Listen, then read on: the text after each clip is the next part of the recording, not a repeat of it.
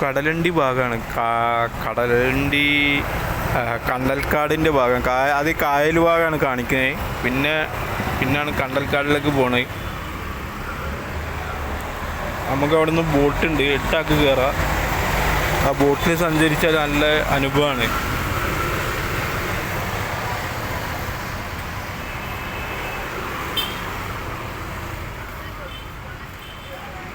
ഞാനിപ്പം പോണത് റെയിലിൻ്റെ അതിലാണ്. റെയിലിൽ പോയിട്ട് റെയിൽവേ ബ്രിഡ്ജ് കടന്നിട്ട് അങ്ങനെ നടന്നു പോവാണ്. അതൊരു അനുഭവമാണ്.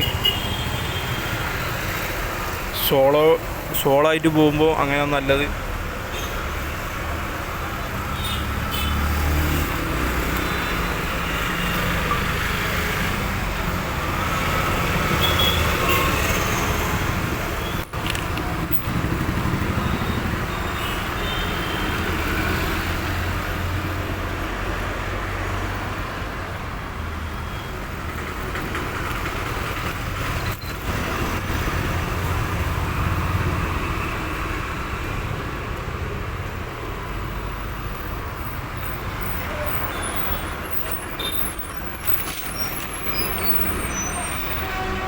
ഇതാണ് ഈ പാലം. 2 പാലമുണ്ട്, എല്ലാവർക്കും അറിയാവുന്നതാണ്.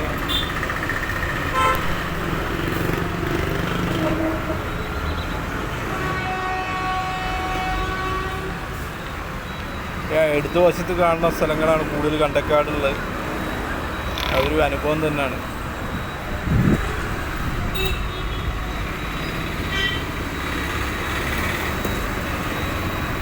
നമ്മൾ മാന്ത്രികം സിനിമയിൽ കണ്ട അതേപോലുള്ളൊരു കണ്ടൽക്കാടാണ്.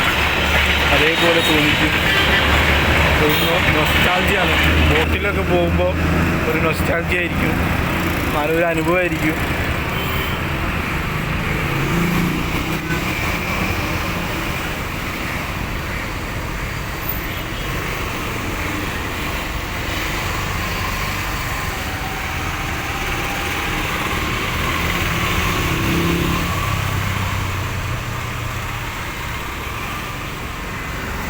ഇതാണ് ആ ബോട്ടിൽ വരുന്നുണ്ട്.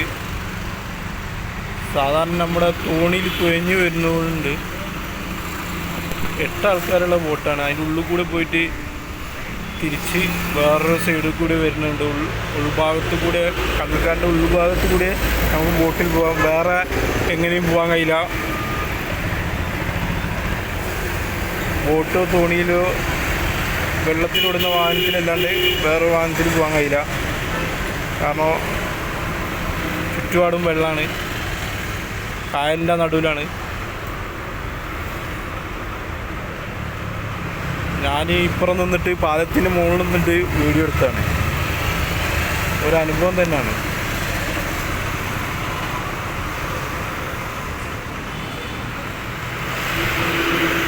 സായാഹ്ന വേളയിൽ അടിപൊളിയായിട്ട് ചിലവഴിക്കാൻ പറ്റിയ സ്ഥലമാണ്. ഒരുപാട് വരുന്നുണ്ട്. ഫാമിലികളാണ് അധികം.